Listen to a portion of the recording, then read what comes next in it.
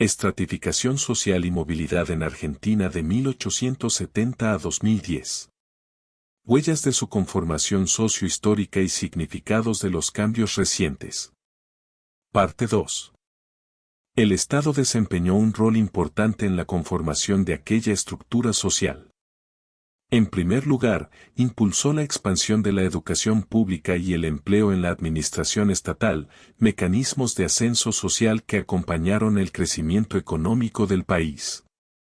A través de la inversión y la participación pública en empresas de producción de bienes y servicios promovió la creación de empleo público. Esto fue acompañado por medidas de regulación de precios y protección del mercado interno que contribuyeron a una redistribución del ingreso hacia la clase trabajadora, junto al desarrollo de una extensa red de protección social. Asimismo, la política de créditos favoreció el desarrollo de una pequeña y mediana burguesía industrial y comercial ligada al mercado interno. Las políticas de equidad e igualdad de oportunidades junto a la extensión de los canales de movilidad social se articularon y contribuyeron a conformar una estructura social abierta e integrada. Pensando una representación gráfica de la estructura de clases de 1960 a 1970, la figura presentaría una amplia zona media constituida por clases medias y una clase trabajadora consolidada y más afinada en los extremos. Arriba, se ubicaba una clase capitalista y dirigente reducida como en las mayorías de las sociedades capitalistas avanzadas y en el extremo inferior un segmento de clase trabajadora marginal que en adelante comenzaría a aumentar. Un rasgo distintivo de aquella sociedad era la permeabilidad de los distintos estratos de clase que permitían una alta fluidez social principalmente de abajo hacia arriba, de allí su carácter de abierta. Cambios regresivos en el sistema de estratificación social y los canales de movilidad durante la apertura y liberalización de la economía. El sistema de estratificación social experimentó transformaciones sustantivas con la transición desde el modelo de desarrollo económico basado en la industrialización sustitutiva con fuerte participación estatal, hacia el modelo neoliberal de apertura económica, desregulación y privatizaciones iniciado durante la dictadura militar de 1976 a 1983 y consolidado en la década de 1990 con el menemismo.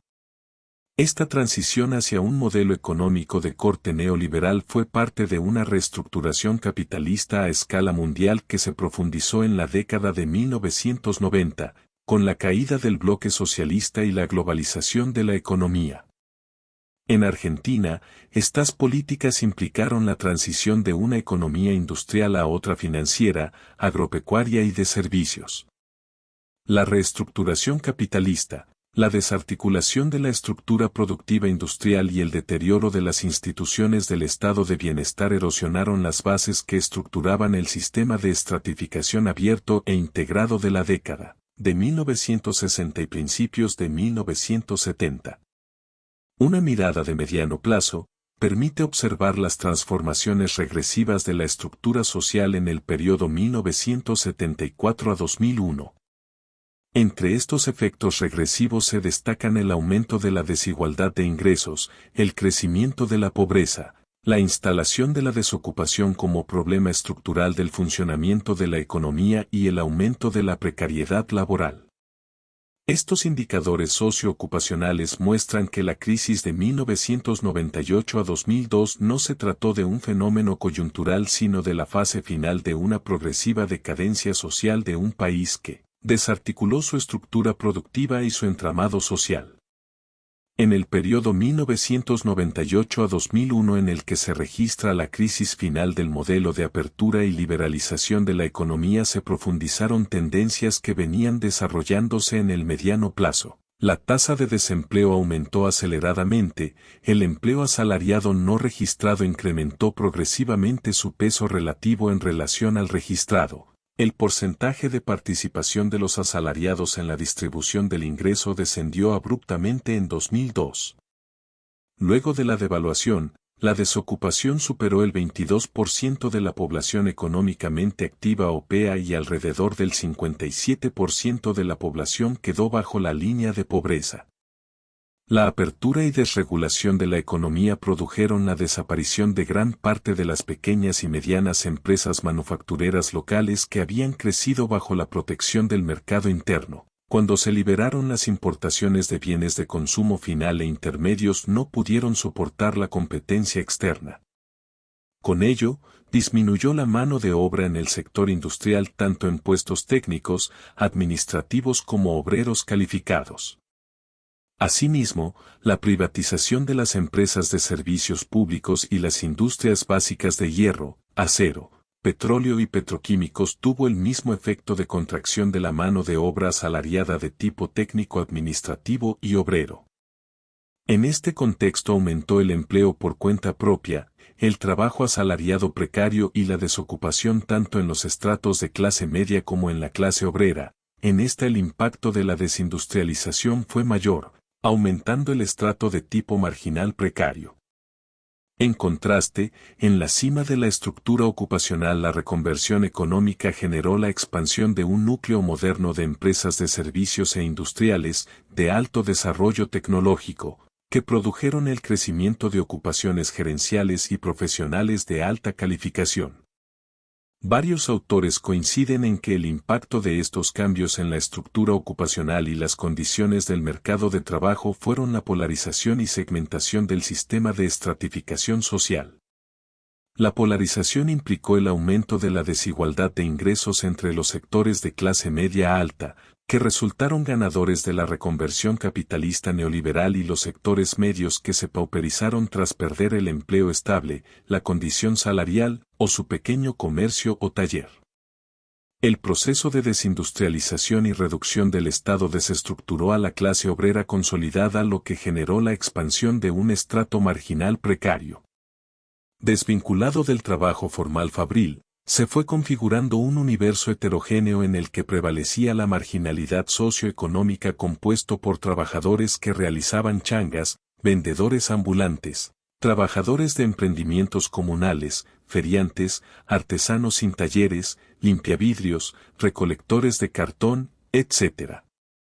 En este proceso, se habrían cristalizado las fronteras de clase y reducido los canales de ascenso social desde la clase trabajadora a las clases medias.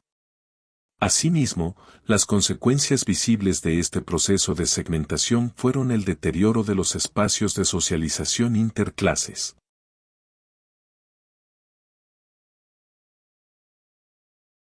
Una de las principales pautas halladas fue que disminuyó la movilidad social intergeneracional ascendente de larga distancia. Desde la clase trabajadora a la clase media, vía propiedad de capital y credenciales profesionales, característica de mediados del siglo XX. Por un lado, se hizo más difícil para los hijos de padres de clase trabajadora realizar inversiones de capital medio en el marco de un capitalismo más concentrado, y por otro lado, la movilidad de los hijos de padres de clase trabajadora que llegaron a profesionales se mantuvo constante. Esta pauta en un contexto de expansión educativa en todos sus niveles es un indicador significativo del aumento de la desigualdad social, porque indica que la expansión de la oferta universitaria reclutó mayoritariamente a personas provenientes de los estratos medios. 2. Dentro de la clase trabajadora se redujo la movilidad social ascendente de corta distancia rural-urbana, que implicaba el paso de peones rurales a trabajadores fabriles asalariados o artesanos cuenta propia con oficio. 3. La reducción estructural de ocupaciones de clase trabajadora calificada hizo que disminuyera este canal de herencia de clase de padres a hijos. Al reducir su tamaño, la clase trabajadora calificada se volvió forzosamente más repartidora hacia otros destinos de clase. El doble movimiento de los hijos de obreros especializados hacia ocupaciones en el comercio y los servicios, que por su carácter no manual anteriormente eran consideradas de clase media, y hacia el segmento no calificado de la clase trabajadora, sugiere un cambio de la composición de la fuerza de trabajo del sector industrial hacia los servicios. La pérdida intergeneracional del oficio manual fabril en gran medida estuvo acompañada de una precarización laboral sobre todo en las generaciones más jóvenes. El pasaje que implicó la desalarización hacia ocupaciones cuenta propia, tipo changas, implicó una movilidad descendente. En este sentido, planteamos que durante esta etapa los hijos de obreros fabriles calificados han recorrido un camino de huellas perdidas. Asimismo, la movilidad desde ocupaciones manuales a la jerarquía más baja de empleados no manuales, administrativos de rutina, vendedores, incluso algunas de tipo técnico, no tiene el mismo significado que en las décadas de 1950 a 1960 porque disminuyó su nivel de retribución salarial. Incluso son superadas por las capas más calificadas de la clase obrera.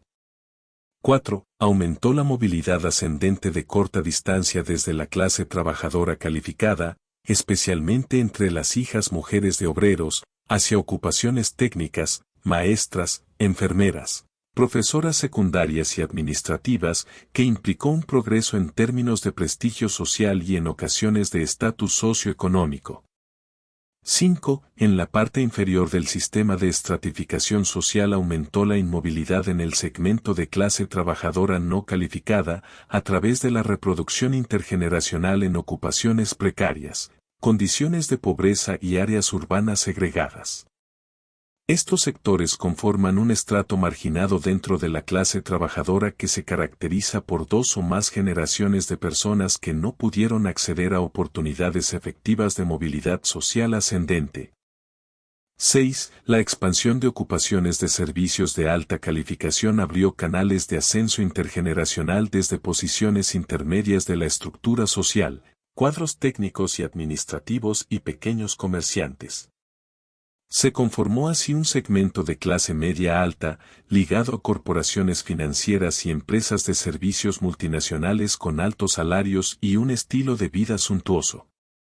7. Como contraparte, un sector considerable de las clases medias asalariadas conformado por empleados y cuadros técnicos de la administración y empresas estatales privatizadas transitaron trayectorias descendentes hacia ocupaciones de servicios, de rutina, empleados de comercio, con un alto nivel de precariedad laboral y hacia microemprendimientos de escasa productividad. Asimismo, se produjo el descenso de una parte importante de las clases medias autónomas, profesionales cuenta propia, y pequeños y medianos propietarios de capital, comerciantes, industriales y productores rurales que, en el marco del proceso de concentración y centralización de capital que implicó la apertura y desregulación de la economía, tuvieron que cerrar sus empresas. 8. En el segmento de clase media alta conformado por profesionales, gerentes y propietarios de capital aumentó el nivel de herencia intergeneracional reteniendo para sí sus privilegios de clase. Esta reproducción intergeneracional no necesariamente se dio a través de la transmisión del mismo recurso. Muchos hijos de propietarios de capital, medianos y pequeños pasaron a ser profesionales, gerentes y cuadros directivos intermedios principalmente en el sector privado. El aumento de la herencia de padres a hijos en la clase media de mayor estatus, propietario de capital, profesionales y cuadros directivos y gerenciales y la línea de movilidad ascendente de corta distancia desde otros estratos de clase media que se beneficiaron comparativamente más de la expansión educativa universitaria, implicaron un cierre progresivo del sistema de estratificación para la entrada de personas de origen de clase trabajadora. Se trata de un cierre relativo y no absoluto, porque la expansión de la clase media de servicios incorporó personas de origen de clase trabajadora. Un estudio de la evolución histórica del grado de apertura del régimen de movilidad social entre 1960 y 2005, muestra que aumentó la desigualdad de oportunidades relativas de alcanzar ocupaciones típicas de clase media entre los hijos de padres de clase trabajadora en favor de los hijos de padres pertenecientes a estratos de clase media. Esto implica que en los últimos 50 años se profundizó la desigualdad en la estructura social, que se hizo más polarizada, lo que provocó que la clase media ampliara sus oportunidades relativas de ascenso socioeconómico frente a la clase trabajadora. Esto muestra la mayor rigidez de las fronteras de clase para el ascenso social desde la clase obrera calificada a la clase media de mayor estatus, hallazgo similar al de una encuesta realizada en 1995 en el AMBA. Los cambios descritos se produjeron en un contexto de creciente expansión de la oferta educativa tanto en el nivel medio como superior, en el que se destaca un notable desarrollo de la educación terciaria. En términos generales, aumentó el nivel educativo requerido por los distintos grupos ocupacionales. La educación cumple un papel central en la apertura del sistema de estratificación social y la igualdad de oportunidades. Varios estudios muestran que la movilización de credenciales educativas es un canal de ascenso social efectivo, especialmente la obtención del título universitario. Sin embargo, en la medida en que el origen social condiciona con fuerza el nivel educativo alcanzado, mantiene la desigualdad de oportunidades entre personas de origen de clase media y de clase trabajadora. El deterioro de la educación pública en los niveles primario y secundario, por acción y omisión de políticas públicas que favorecieron la cobertura pero descuidaron la retención y la calidad, contribuyó a aumentar la desigualdad de oportunidades entre los hijos de padres de clase trabajadora y los hijos de padres de clase media. La educación universitaria había sido el canal privilegiado de movilidad social ascendente para las personas de origen de clase trabajadora en las generaciones que nacieron entre 1934 y 1959, especialmente los hijos y nietos de inmigrantes europeos. El título profesional era la llave para ingresar a la clase media y aumentar su prestigio social. En cambio, en las generaciones más jóvenes, los nacidos entre 1960 y 1980, de hijos de padres obreros calificados y semicalificados o no calificados, se observa una mayor inclinación hacia carreras terciarias más cortas que habilitan una movilidad social de menor distancia. Una visión de conjunto de las transformaciones del sistema de estratificación social y el régimen de movilidad durante entre 1970 y 2002, muestra que las fronteras de clases se fueron cerrando progresivamente, especialmente para los movimientos de larga distancia desde la clase trabajadora hacia la clase media. El régimen de movilidad social siguió siendo fluido, pero predominó la movilidad de corta distancia en el interior de la clase media y la clase trabajadora, lo que implica una progresiva segmentación del sistema de estratificación.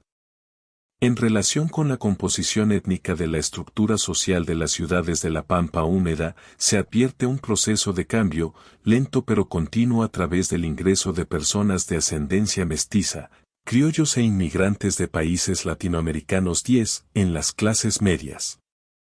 Varios factores contribuyen a ello: el fin de la inmigración europea hace más de medio siglo, la exogamia entre personas de distinto origen étnico y la continuidad del flujo inmigratorio de países latinoamericanos.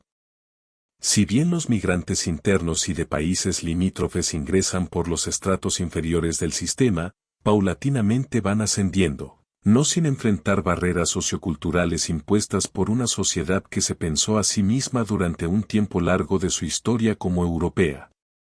La discriminación cumple un papel central en la legitimación de las desigualdades. Con todo, la integración sociocultural plena de los criollos e inmigrantes latinoamericanos de ascendencia mestiza y principalmente las comunidades indígenas del noroeste, litoral y sur del país es una cuestión pendiente y un desafío para el siglo XXI. Estas pautas se mantienen hasta la actualidad.